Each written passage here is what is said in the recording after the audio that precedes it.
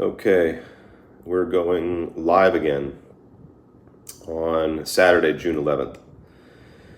This video will conclude the three-part series on the resurrection body in Paul, which is number 9 in the overall series, Paul the False Apostle. And we are using, again, I always try to repeat this in each video so that newcomers will know what we're using. We are using the book by James D. Tabor, Paul and Jesus, How the Apostle Transformed Christianity.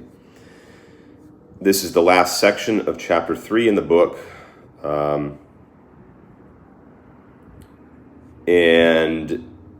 He's going to talk about a lost fragment of a gospel that was discovered in the late 19th century called the Lost Gospel of Peter. Sorry, it's not called the Lost Gospel of Peter. It was lost, and it's called the Gospel of Peter. He's also going to talk about a little bit more about the Gospels, the chronology of the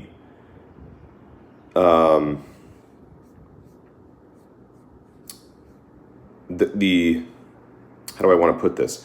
The Gospels frame the events surrounding the burial and resurrection of Christ differently, and putting those Gospels together in chronological order, he is going to make an assessment about what he believes to be the most likely scenario.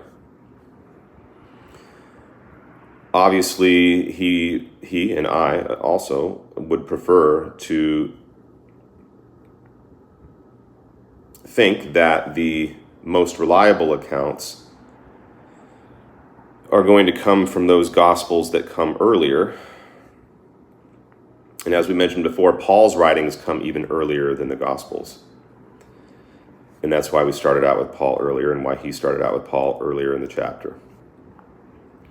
In the last part, we dealt more with the Gospels, and in this part, we're going to summarize the chronologies and what it means in the end, what it most likely means in terms of what happened. And remember, for those who are newcomers, last time we talked about the fact that that there's evidence in the Gospels themselves that the tomb in which Jesus was initially laid was not his permanent tomb. It was a temporary tomb, and the women came in order to prepare the body for the burial. And then, of course, when they came, it wasn't there.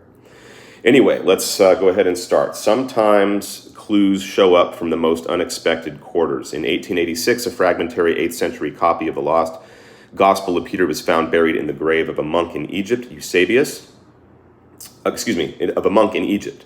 Eusebius, a 4th century church historian, had mentioned its existence but regarded it with disfavor. It is written in the first person, claiming to be by Peter, but scholars generally place it in the late 2nd century AD. It narrates Jesus' death and resurrection, and scholars have debated without resolution whether it is dependent on our New Testament Gospels or represents an independent tradition. It has a highly legendary flavor to it, with quite a few fantastic embellishments. So whether it has much historical value is debatable. At the end of the text, the author seems to retell his empty tomb story in a much more straightforward way for a second time in the text, but this time almost identical to Mark. It is as if he is passing along two versions, one highly fantastic and legendary, and the other more sober and realistic. In the second version, Mary Magdalene and the other women arrive at Jesus' tomb, finding it empty, and as in Mark, they encounter a young man who tells them Jesus is risen, and they flee the tomb frightened. The critical final lines of the text before it breaks off read, "Now it was the last day of unleavened bread, and many went to their homes because the feast was at an end. But we, the 12 disciples of the Lord, wept and mourned, and each one, grieving for what had happened, returned to his own home. But I, Simon Peter, and my brother Andrew, took our nets and went to the sea, and there was with us Levi, the son of Alphaeus, whom the Lord," and then it breaks off. The text is a bombshell in its implications. The Passover festival lasts for 8 days, and according to this text, rather than running around Jerusalem celebrating various appearances of Jesus, as you would get the impression had happened based on Luke and John's account, Peter and the rest of the disciples spent that week in Jerusalem weeping and mourning. At the end of the 8-day feast, they returned home to Galilee, still grieving for what had happened. Each went to his home, and Peter with his brother Andrew returned to their fishing business.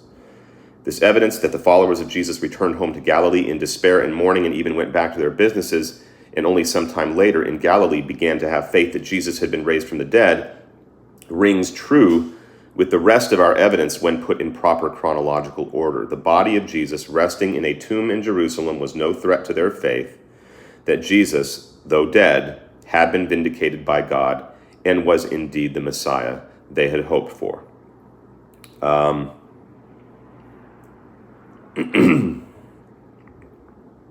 That we even have such a text running so counter to the reports of appearances of Jesus in Jerusalem the week following his death, given the subsequent embellishments of the Gospels with multiple appearances of Jesus, is quite remarkable.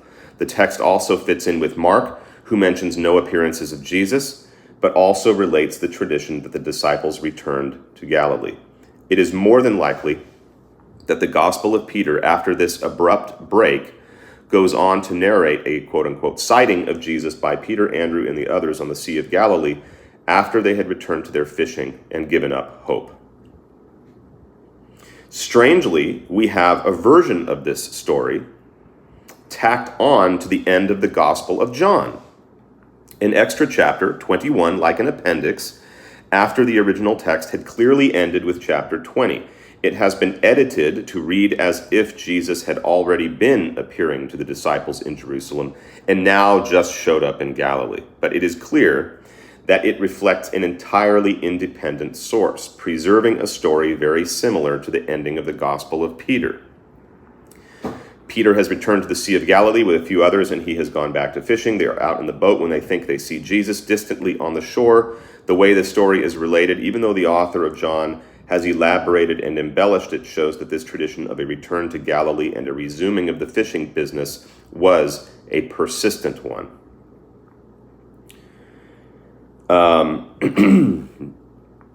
Matthew follows Mark with his emphasis on Galilee as the place where the disciples first saw Jesus. What he relates is quite telling. Now, the 11 disciples went to Galilee, to the mountain to which Jesus had directed them, and when they saw him, they worshipped him, but some doubted.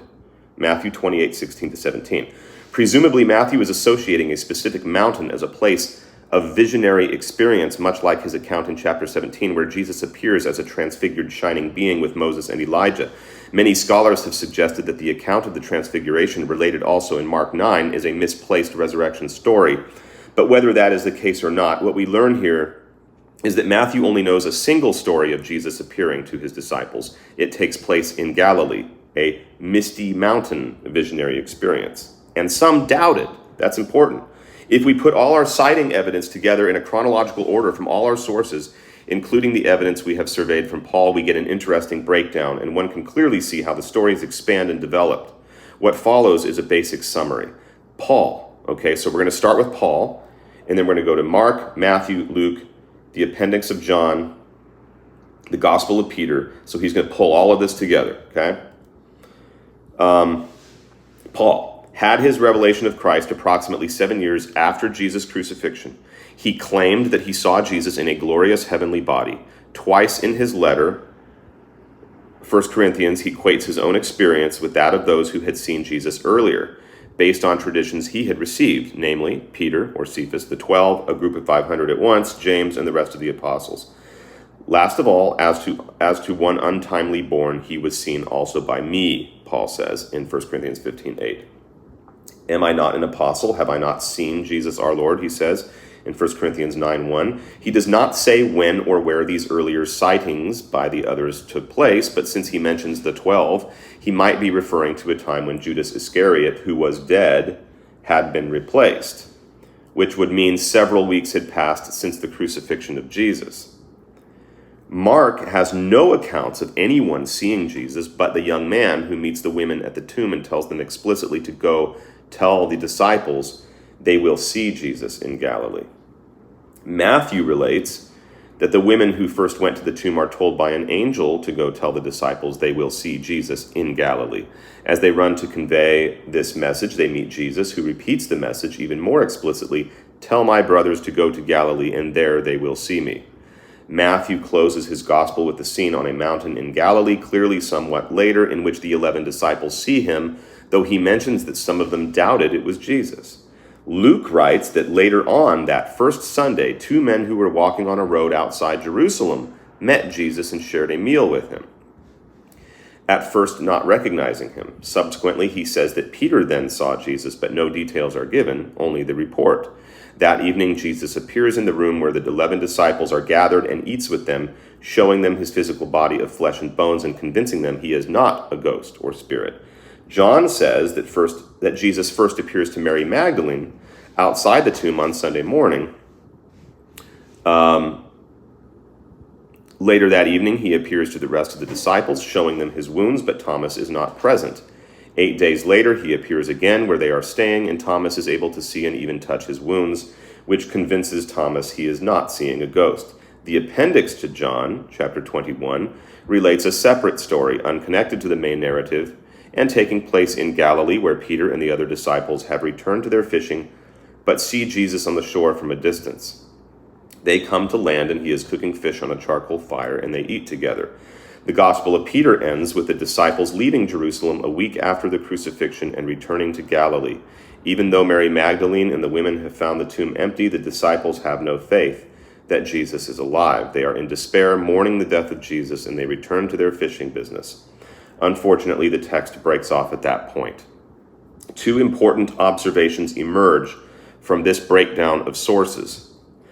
Number 1, the earlier texts, Mark and Matthew, agree that the disciples encountered Jesus only in Galilee sometime after the empty tomb was discovered. They are actually told to go to Galilee, where they will see him. Since they would not have left Jerusalem until after the eight-day Passover festival ended, their experiences would have been several weeks after Jesus' death. Matthew's account indicates that whatever encounter they had, it was more visionary in nature and subject to doubt.